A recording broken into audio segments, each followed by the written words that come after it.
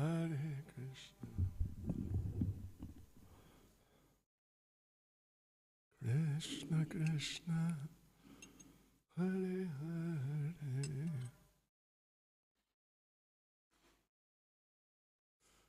Hare Rama,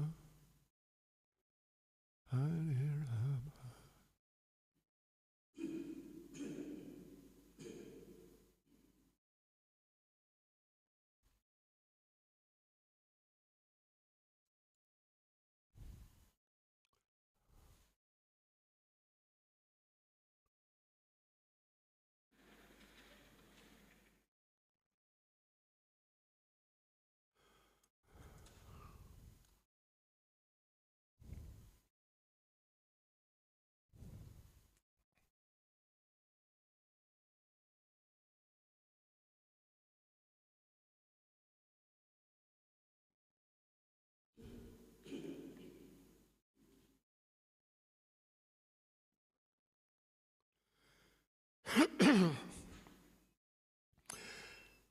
Jai Radha Madhava Kunja Bihare,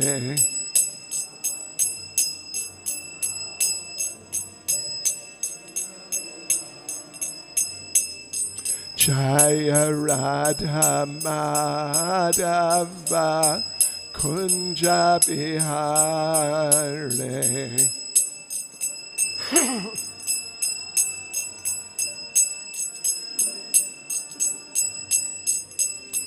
Gopi Jana Balava Giribaradhare,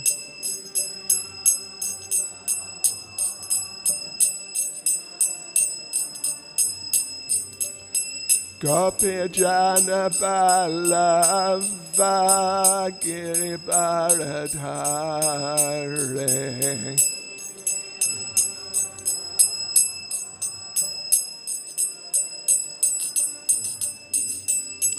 Yashodanandana Vraja Janaranjana,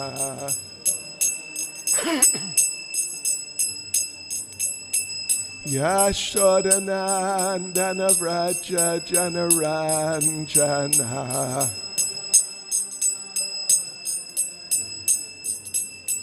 Yamunatira Vanachare,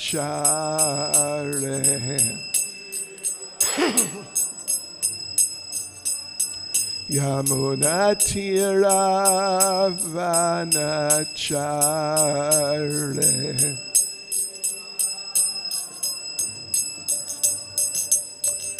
Jaya Radha Madhava Kunja Bihare,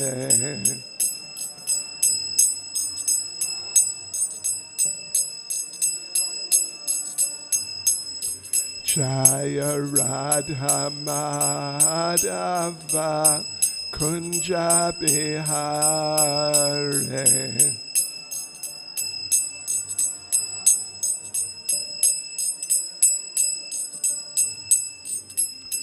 Gopi Jana Balava Giribaradhare,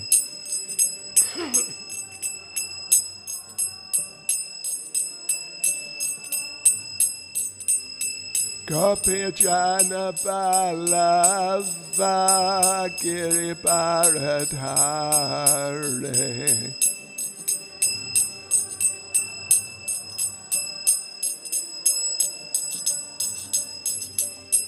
Yashodanandana Vraja Janaranjana,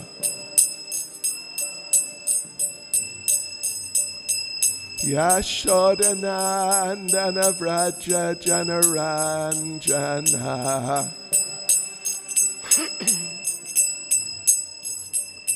Yamunatira Vanachare,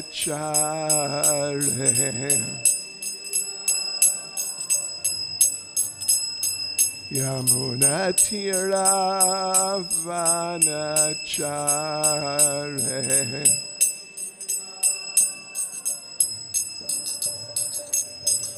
Jaya Radha Madhava Kunja Bihare.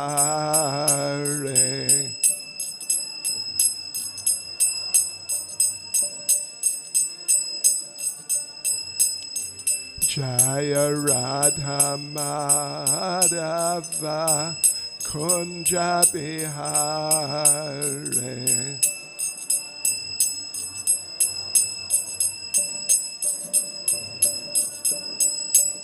Jai Prabhupada, Jai Prabhupada, Prabhupada, Jai Prabhupada.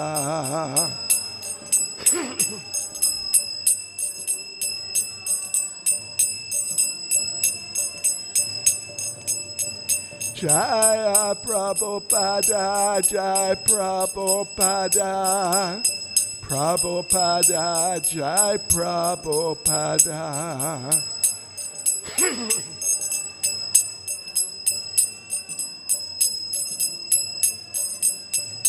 Jai Jai Prabhupada, Prabhupada, Prabhupada, Prabhupada.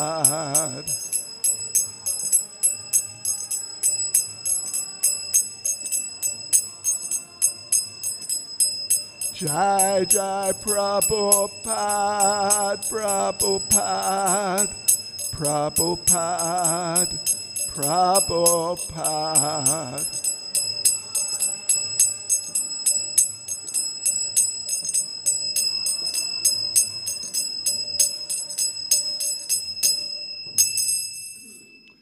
Jai Vishnupad, Paramahansa, Parivrajak Charyas, Tadasismad. His Divine Grace, A.C. Bhaktivedanta Swami, Srila Prabhupada Ki, ISKCON's founder Acharya Srila Prabhupada Ki, Grantaraj Srimad Bhagavatam Ki, Shri Shri Radha Radhanath Ki, Shri Giri Govardhan Ki, Sankirtan Yagya Ki, Go Premanande. All glories to the assembled devotees. All glories to the assembled devotees. All glories to the assembled devotees. All glories to Sri Guru and Sri Gauranga. All glories to Srila Prabhupada.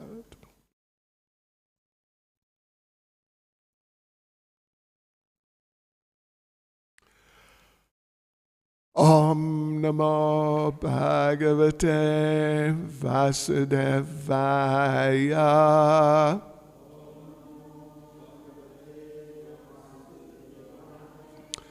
Om Namo Bhagavate Vasudevaya.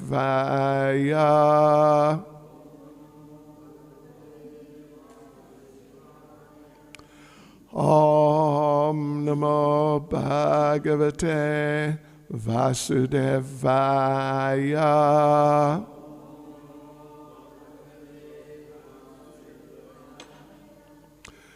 Srimad Bhagavatam, Canto 4, Chapter 7, the sacrifice performed by Daksha, text 34.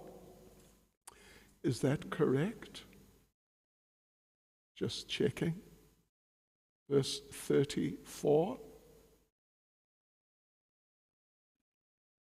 It's correct, right. Rishaya Ucho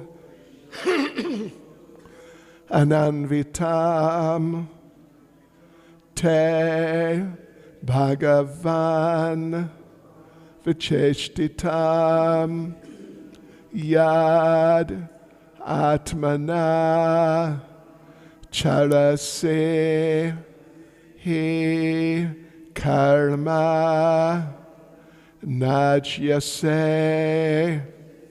Vibhutaye Yata Upasedur Ishvarim na manyate swayam anuvartatim bhavan rishaya ucho ananvatam te bhagavan vicheshtitam yadatmana charasi hi karma najyase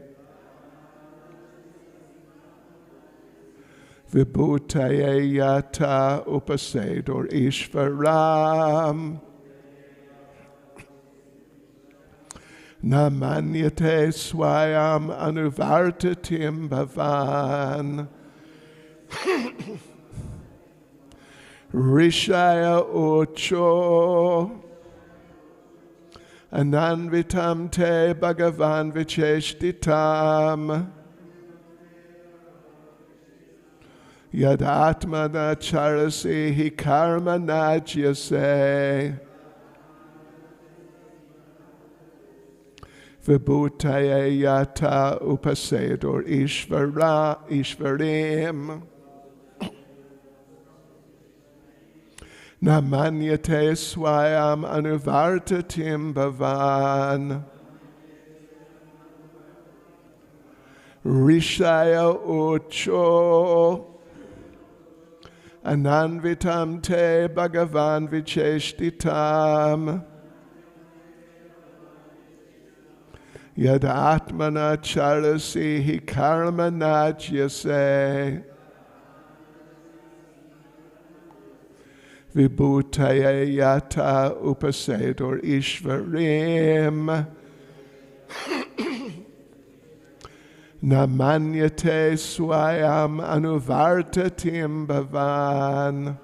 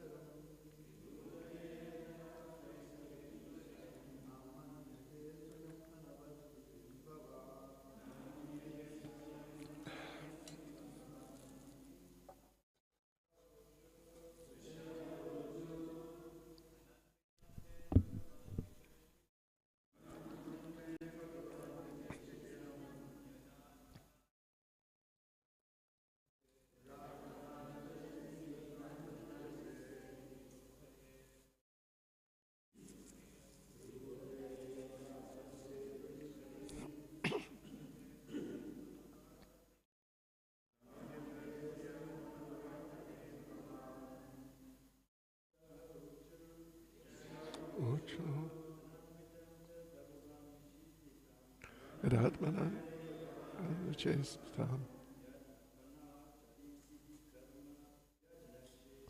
yadatmana charasi karma najyase vibhutaye yata upasedor ishvarim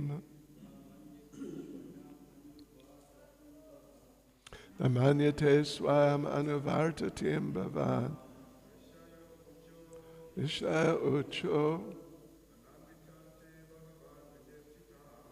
ananvitam bhagavan vicheshtitam yadatmana charasi hi karma najyase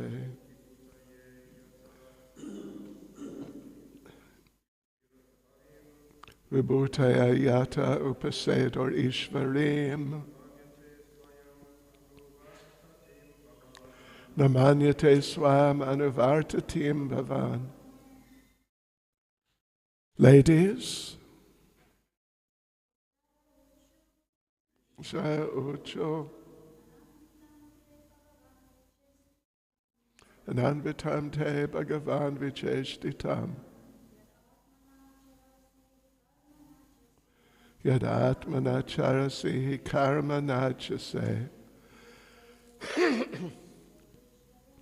Vibhute yata upasedor ishvarim. Namanyate swamanuvartatim vivan. Risha ucho. Ananvatam te bhagavan vicheshtitam. Yadatmana charasi hikarma najyase.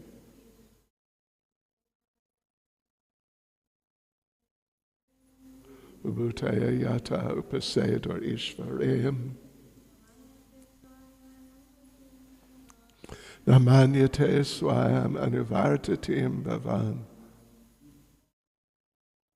Risha ucho. Ananvitam te bhagavan vicheshtitam. Yadatma charasi hikarma najyase. Vibhuta yata upasedar ishvarim. Namanyate swam anuvartatim bhavan. Rishaya, the sages, ucho, prayed, ananvitam, wonderful, te, your, Bhagavan, O possessor of all opulences,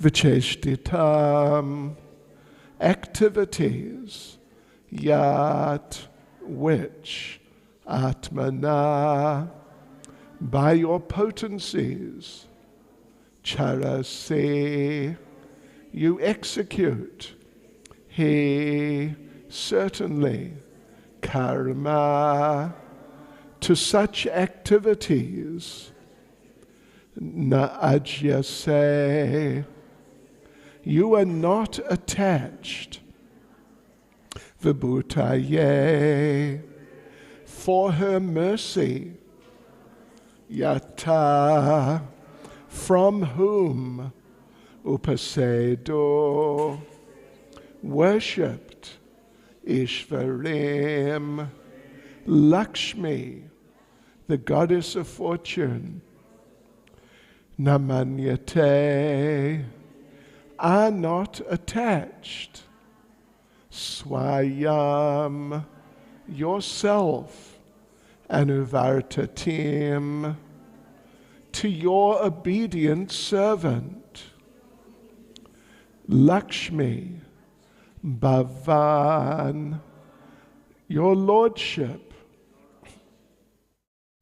Translation, the sages prayed, Dear Lord, your activities are most wonderful, and although you do everything by your different potencies, you are not at all attached to such activities.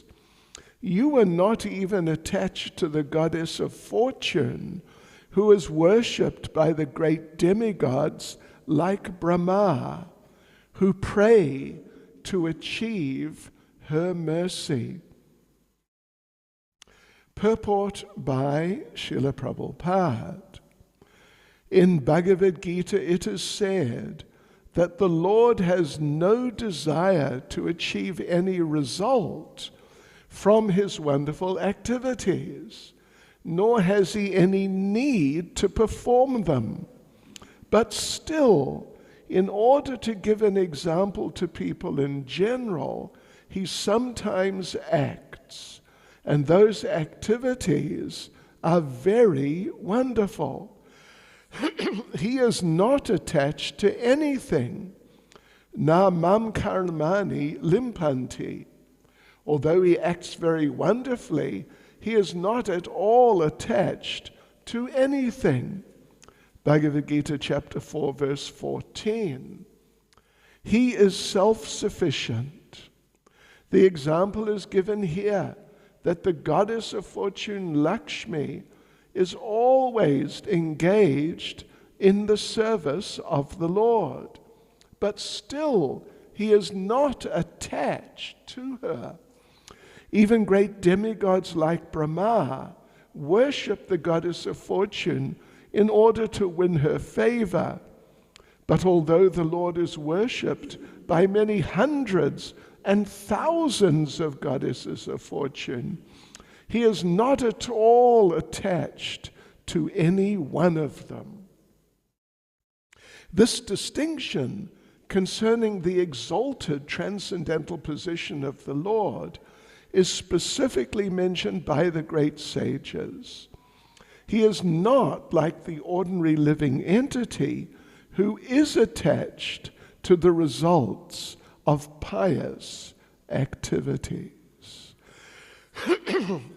Rishaya uchu, ananvitam te bhagavan vicheshtitam, yadatmana charasihi karma najase, vibhutaya yata upasedor ishvarim, namanyate swayam anuvartatim bhavan.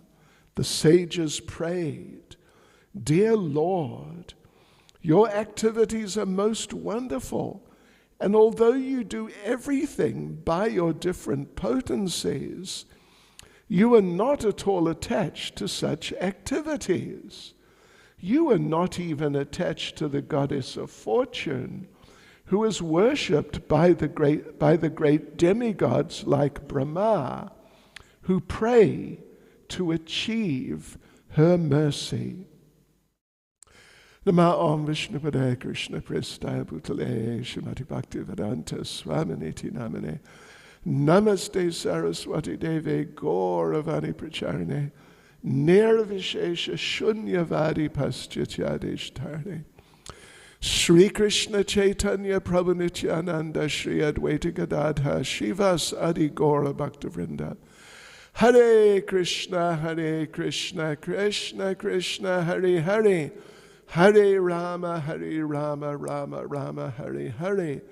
Vanchakalpatarubhyascha kripa sindubhya evacha patitanam pavanebhyo vaishnavebhyo namo namaha. Hare Krishna. So, different people are offering prayers to the Supreme Personality of Godhead, who has appeared here on the scene at the place, well, at Kailash, basically, where all the demigods and everyone has gone in order to pacify Lord Shiva, who, of course, as we know, I think we all know the basic story very, very well, how Lord Shiva was so terribly offended. It was just completely crazy by Daksha. And then Daksha got his just rewards, you could say. But anyway, then all these demigods and other personalities and even Daksha himself, or maybe particularly Daksha himself, they realized, we committed great offenses. Because, for example, the demigods, a number of demigods have offered similar prayers to what the sages are speaking here. And they say that we became implicated in the offenses. They didn't go there intending to commit offenses. They went there to take part in a yajna, which was ultimately for the glorification of the Lord, and included in that was some glorification of Lord Shiva, but then it all got mixed up in some horrible ways. So that story we know very well by now, and of course it's extremely relevant to us, we who are coming from backgrounds in which offense, at least going back into our backgrounds, offense may or may not be taken seriously. It just depends. But here in Krishna consciousness, offense always matters. It always matters. Even in a situation, sometimes we get situations where one devotee has verbally spoken something offensive to another in response to some initial and sometimes much worse spoken offense from the other one. And so the second one just felt, well, what do they say? The best defense is a good offense. Even in colloquial language, that is a very famous saying. Yeah. So, the devotee may think that I should Shri Shri Radha Radhanath Shri Giri Govardhan Shri Chaitanya Mahaprabhu Ki Jai, Srila Prabhupada Ki Jai. Devotee may think that I should give this person a taste of their own medicine or something, even just through being disturbed, the devotee may just say something like that. And then if the matter is brought to the attention of some senior figures, then both are held responsible.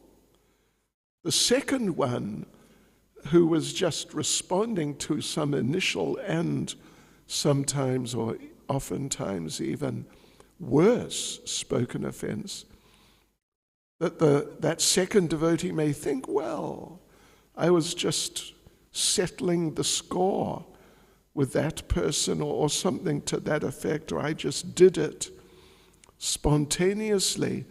But even if there's a situation and some other party is 99% responsible for whatever offense is there, and you are only responsible for 1%, still you're responsible for your 1%. And that has to be dealt with, and you can't just sort of try and balance it out in the sense that, well, that person did something much worse. Although that's also ultimately a consideration in regard to that person or the situation in general. But we're all responsible for whatever we've done. And there is not really anything like a good excuse which excuses you.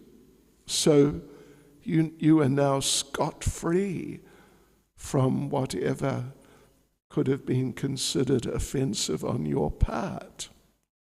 This is how it works. What do they say?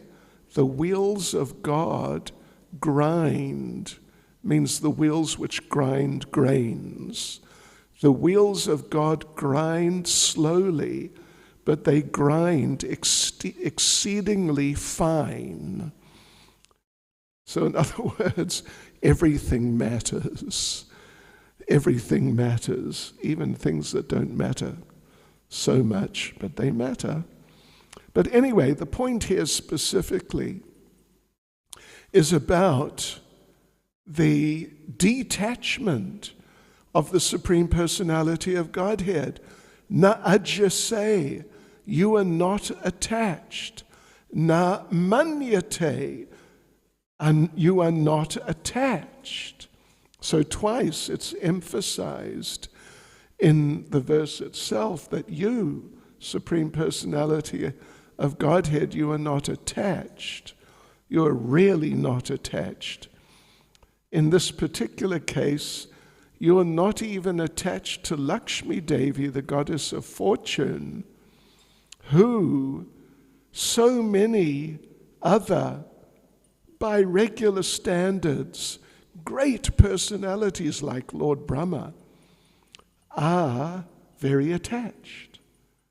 Even Lord Brahma, at least according to the sages here, Lord Brahma and other great demigods pray to achieve the mercy of Lakshmi Devi, Ishvarim, the feminine form, as opposed to Ishvara, Ishvaram. So Ishvarim, Lakshmi, she is Ishvarim, she's great controller, very great personality. And even someone like Lord Brahma, who's a very great personality, and others who are also great, but they're attached to her. Attached. Of course, we must bear it in mind in the context here that when this term attached is used, the Lord is not attached to even the goddess of fortune, or even Prabhupada says many hundreds and thousands. He's not attached to any one of them, or even all of them he's not attached to at all. Yeah, but this means in the material sense. And Srila Vishwanath Chakravarti Thakur,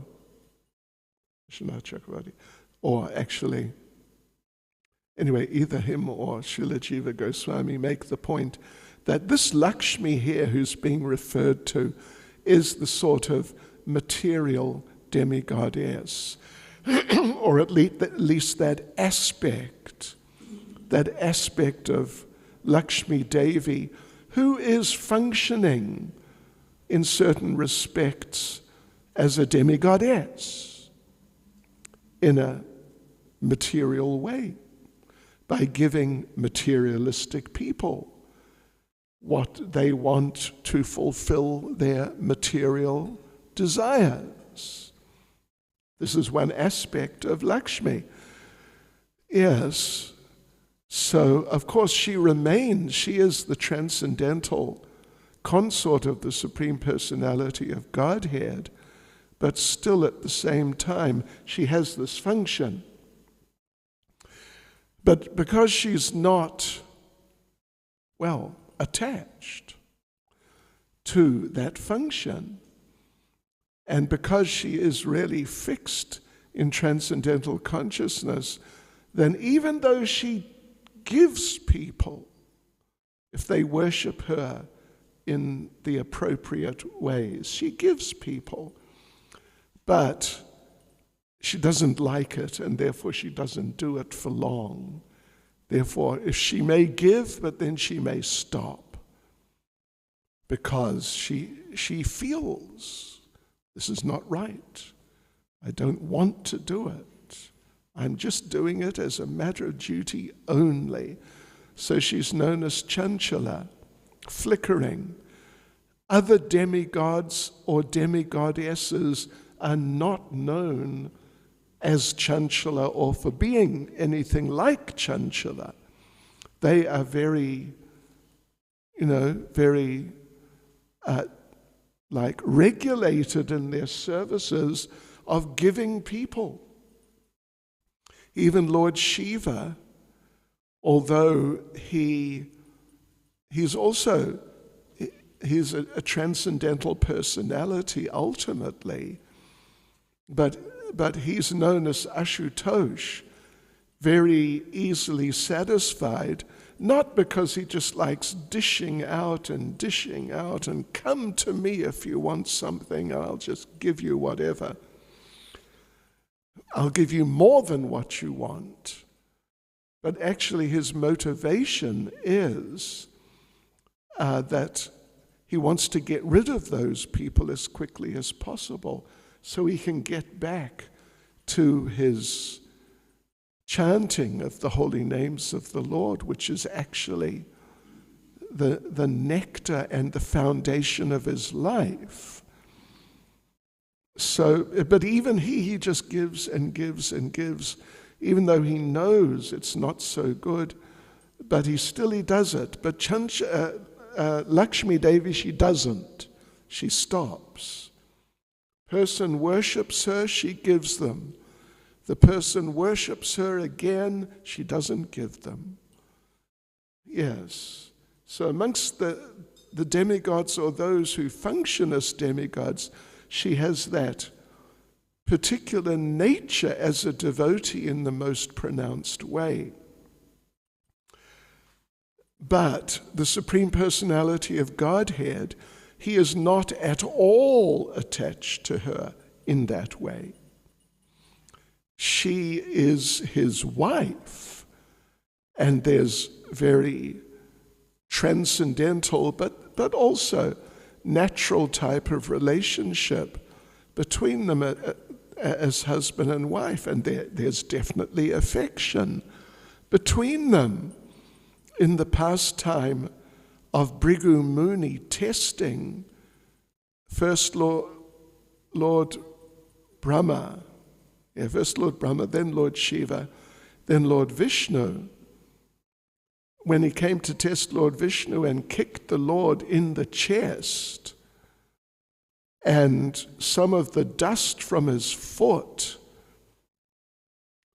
got onto the Lord's chest, the Lord thanked him and said that up till now, my wife, Lakshmi Devi, she will not come any closer to me than my feet.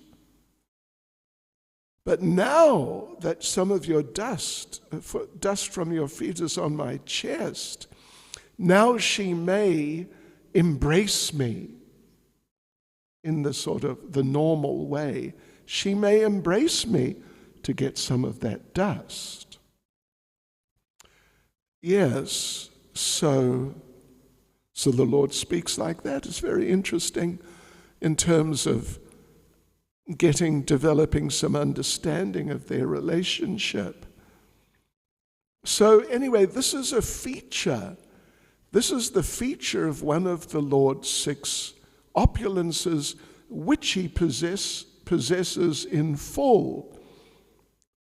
And this particular opulence of complete renunciation is perhaps more difficult for people to really grasp as an opulence. Beauty, that's easy to understand as an opulence. Wealth, of course, that is opulence.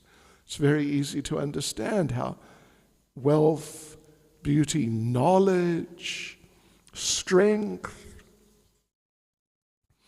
these types of things are opulences, and they're real assets. They're real assets to whoever possesses them. But renunciation, of course, it's interesting that it's the sages here who are pointing this one out. Anyway, that's just sort of by the way. It's the sages, and sages are generally meant to be renounced, so they would appreciate. But, for example, the wives of the Brahmins, maybe not so much them. Anyway, to appreciate these other opulences as opulences and assets and desirable and wonderful things, that's not difficult. But to appreciate renunciation as an opulence, something desirable and glorious and wonderful, at least particularly for non-devotees, and sometimes for devotees it may be a little difficult to grasp. But for non-devotees, they would feel it would be not an asset at all, but something negative in the character. But in the case of the Lord, of course, it's glorious, and the way the sages are putting it here is very nice, that the Lord is not attached to Lakshmi in the particular way that even great demigods, even including Lord Brahma, they are attached to her because they pray for her mercy in that particular sense of wealth and good fortune in material types of ways. But the Lord is not. And in the pastimes of the Lord, of Lord Krishna, for that matter, in the pastimes of Lord Krishna, from time to time, he shows some renunciation. Of course, it's a deep transcendental subject. It's not just a simple point of just giving something up. It's actually a deep point, but Krishna definitely, from time to time, he displays his renunciation. Of course, we all know very well there's the pastime of the rasa dance, and the Lord abandoned the gopis, went with Radharani, but then abandoned Radharani. It's amazing. It's a display of renunciation. Lord Krishna was in Vrindavan with his greatest devotees, all the Brijbasis, not just the gopis, but all the Brijbasis. But he left them all and went to Mathura, where there are also devotees who are great devotees, but they're not on the level of the devotees of Vrindavan. So that's also renunciation on the part of the Lord. And it's actually explained in detail. It's touched on in the Bhagavatam. Narada Muni touches on it, but in the Gopal Champu, Srila Jiva Goswami elaborately discusses the subject of the renunciation of the Lord and his relationships with the devotees in Vrindavan. And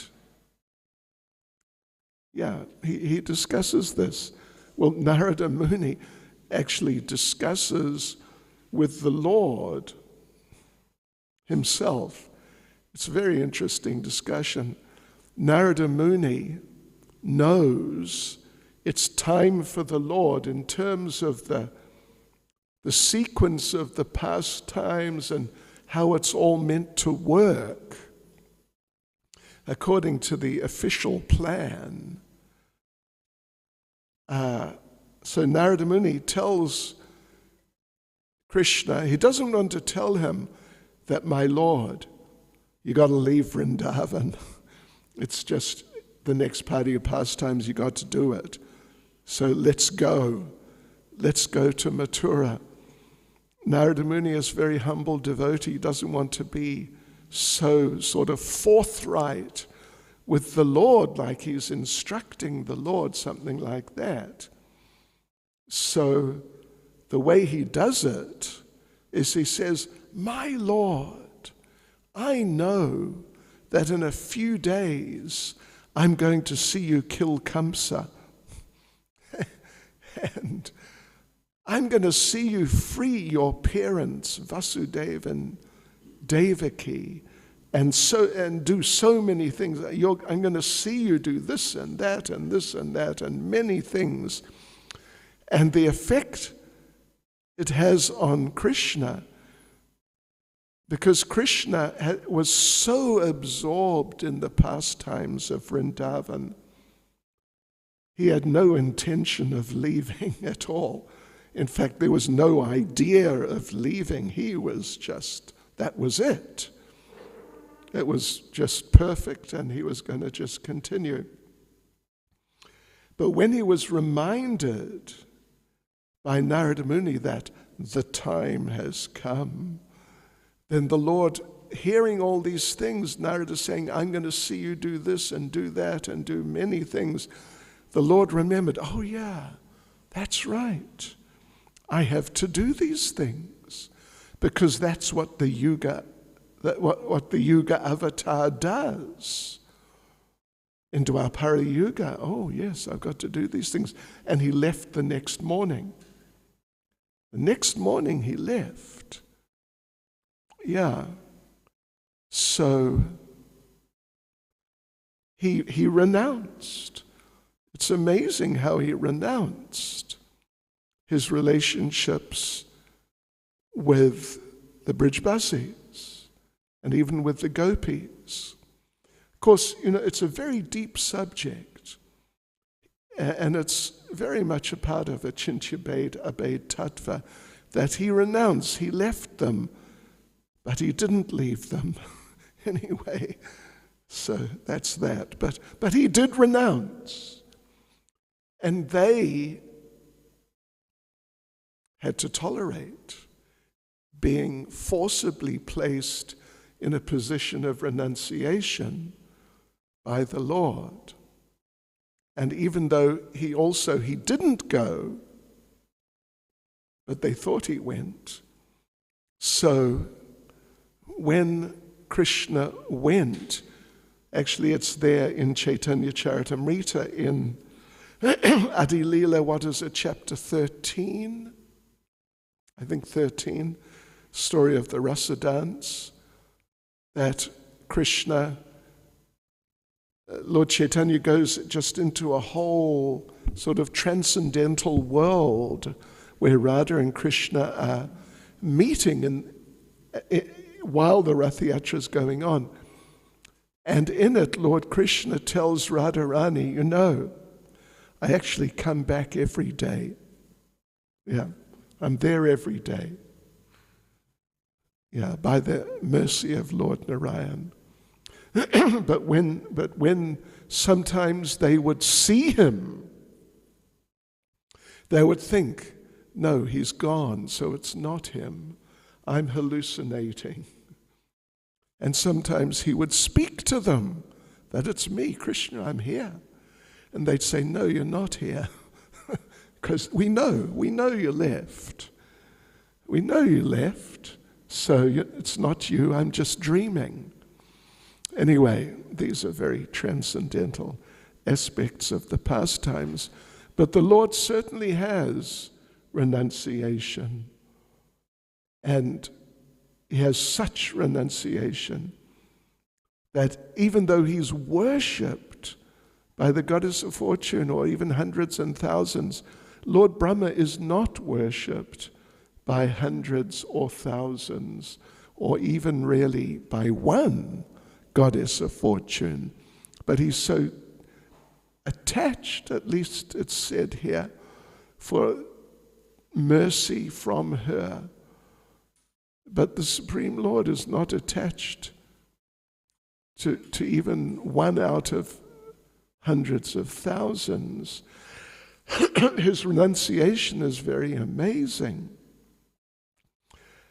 And particularly renunciation, of course, of material things which are opposed to Krishna consciousness. That sort of renunciation is a great opulence.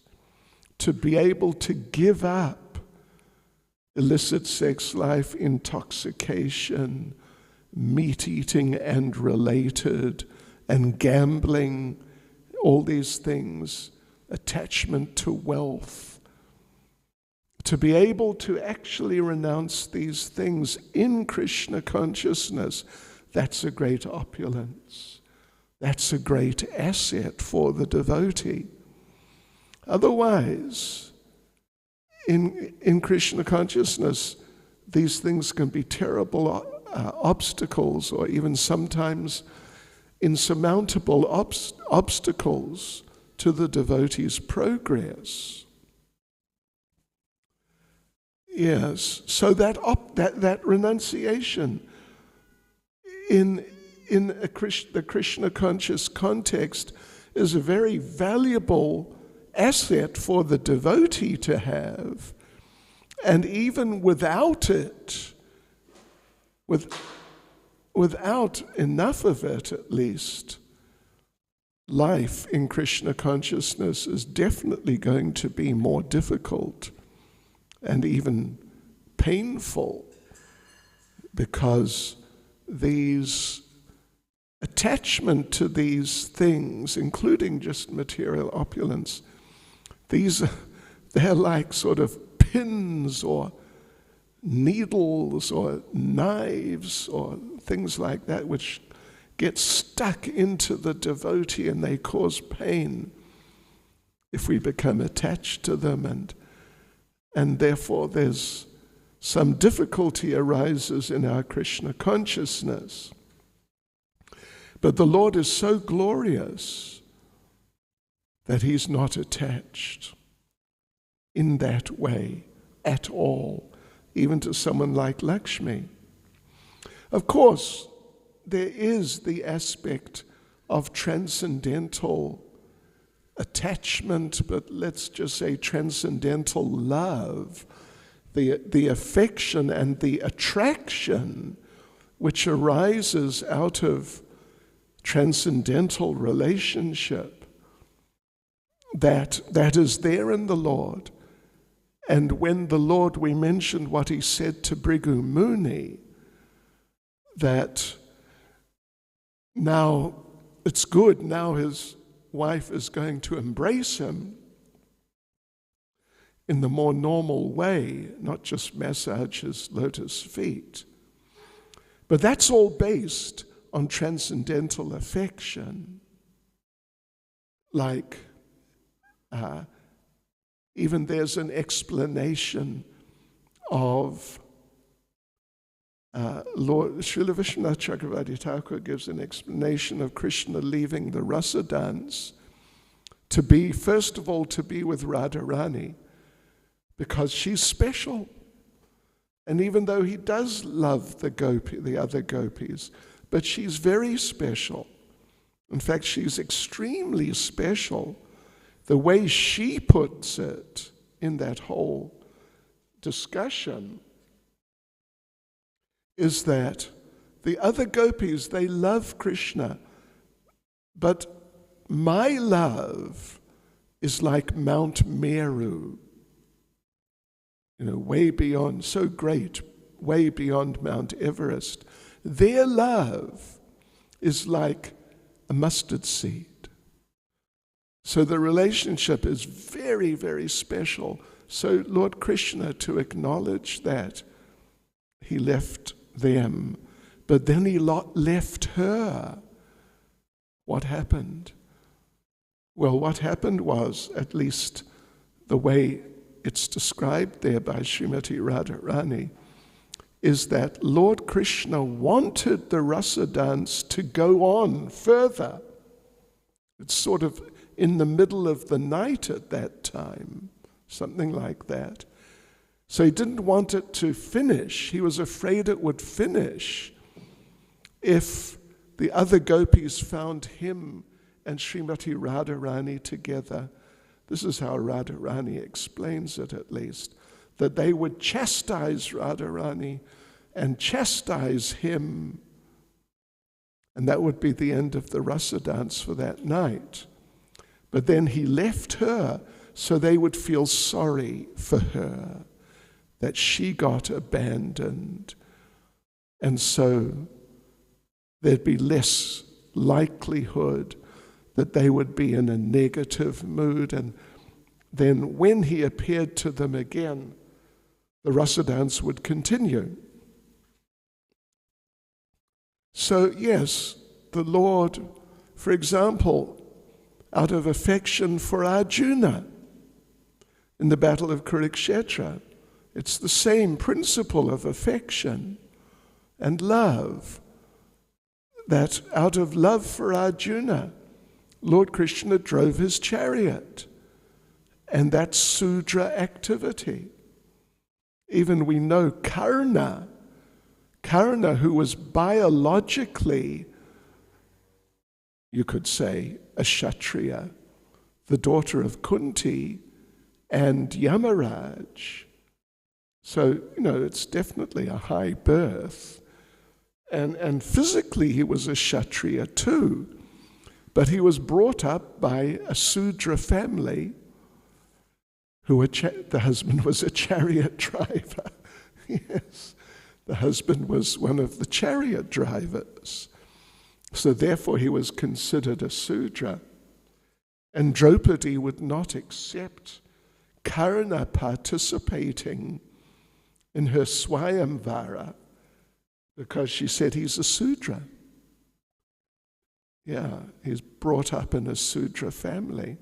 So Lord Krishna willingly, happily took the role of a Sudra out of love for Arjuna, just driving the chariot.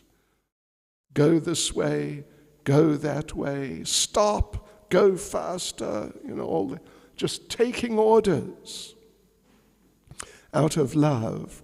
But that's a different principle to the principle being discussed here, of how he's not attached to the goddess of fortune in a material sense, like Brahma is and other demigods, praying for her material mercy. Hare Krishna. Srila Prabhupada ki jai. Any comments or questions? Maharaj, additions, subtractions, corrections, chastisements. Nahi? Wonderful explanation. Aj nahi? Wonderful explanation of the renunciation. Oh, I don't know. Anyway, Hare Krishna. In the bhakti also, in the Krishna consciousness also, renunciation very important it is. Yes, extremely important. Otherwise it'll kill. Maharaj explained very nicely today. Hare Krishna. Whatever was of value was by Prabhupada's grace. Srip Damodar Prabhu. Anyone? Comments, questions? Yes? Mother Rangadevi? Rangadevi.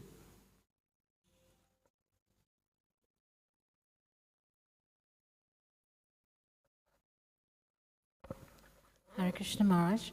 I was just wondering if Treta Yuga, normally it comes before Darpa Yuga, after Darpa Yuga, right? So in this Kalpa, it comes after, it comes Dwapa. before. It comes After Treta. Yeah, it comes before Darpa Yuga in this Kalpa. So does Krishna appear in every Darpa Yuga, or does he come in Treta Yuga? He comes in all the yugas as a yuga avatar. Yes, but always in Dwapara, always in Treta. I'm thinking Krishna as Swayam Bhagavan. Krishna. Well, he only comes once in a day of Brahma. And the way the Bhagavatam puts it is that he comes when there's this freak situation, sort of, which you've mentioned. Because it's a fact, Dwapara means second, and Treta means third. It's a bit of a complicated question, actually. It's a bit of a complicated subject about, the yugas and the arrangement. And it's only mentioned once in the Bhagavatam. And Prabhupada, of course, addresses it a little bit there, not at great length, but then he doesn't mention it at all. And you'll see when Prabhupada talks about the yugas and the sequence, which he does, it's not, from time to time he does. He just talks about them in the order, the order they are this time. He just does. And in my experience, he doesn't even mention again the fact that there's this unusual arrangement. So, but if your question is, well, the Lord comes as Yuga avatar in Dwapara Yuga and in Treta Yuga. Yeah.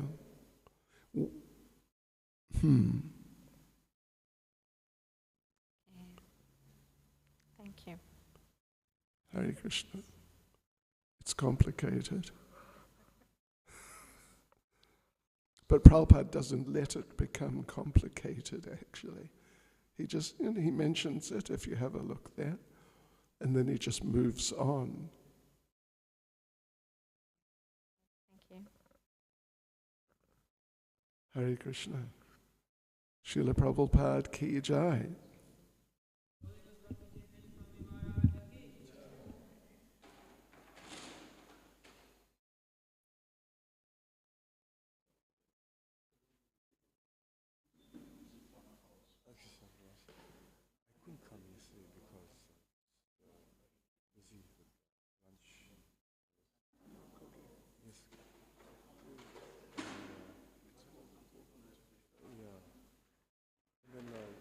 To take lunch, and then after that to go back in the kitchen to boil jacket. To boil jacket. I'm cooking again today.